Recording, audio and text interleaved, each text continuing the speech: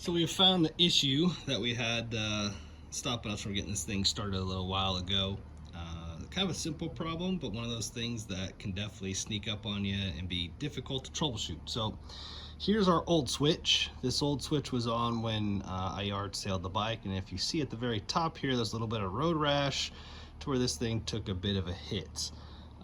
Because of that, this button is no longer making adequate contact with its base, and therefore it is not allowing the bike to start. So we'll show you. It looks pretty simple, man. The button actually works and it will click just like these other ones, but when you see here, when we hit the starter button on the new switch, same configuration, just doing a hot swap here, you'll see that it doesn't start. So we'll go ahead and turn it on.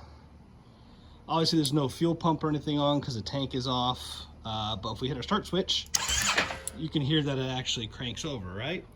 So now if we do the hot swap and we put our old switch on, as you see, she don't turn over, right? So that was our main issue, was this button right here just doesn't make the right contact. And that's my fault for not checking that, I guess, more in depth. I really tried to make a relief here so that the button was getting full throw, but it's just super intermittent and it wasn't cranking over. So that's one of the main issues that we had with this thing not starting for a while. So our second problem was essentially related to the throttle. If you haven't seen what it looks like on the inside, it is just a disc in here. There's a spring inside, and when you twist your throttle, that spring gives you a little bit of tension, so it feels like there's a cable in there, which I've done a pretty nice job. In that, then it transmits any kind of that signal for the throttle position right back to your ECU and all that good stuff. So when you twist the throttle, she goes, have a good day, right?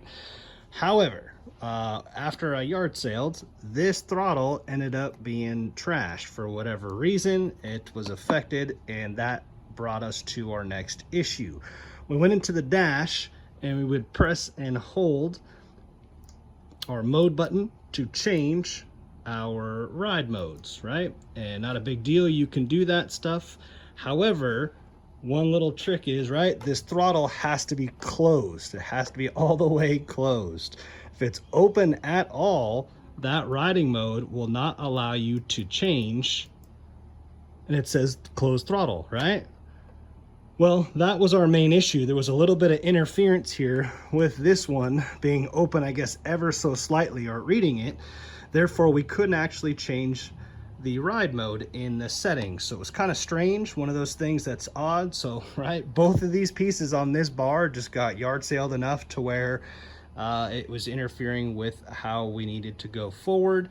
Mainly this one for starting and this one for ride modes, but all that stuff is squared away. Hopefully that helps you out if you have any issues that might occur and help you troubleshoot some of those things that come up along the way. So tune in for the next video. We go over a bunch of the little stuff, man, when you're setting these bikes up, right? Clearance issues, what it looks like when you change the actual intakes and everything that goes into that, how they're supported. You've got yourself the sensors here that you have to relocate for air temperature. When you change the rear subframe here, what does that affect as far as the bolts and the length as they go into the frame? There's just a ton of little things that go on. And one of the other things that we are actually going to go over here is quick release, right? This has been a lifesaver, is going over for a quick release so you can disconnect your fuel line and get rid of that bullshit stock system that is a pain in the ass to take off. So stay tuned and we'll go over some of that stuff in the next video. But don't be like me, kids, don't crash.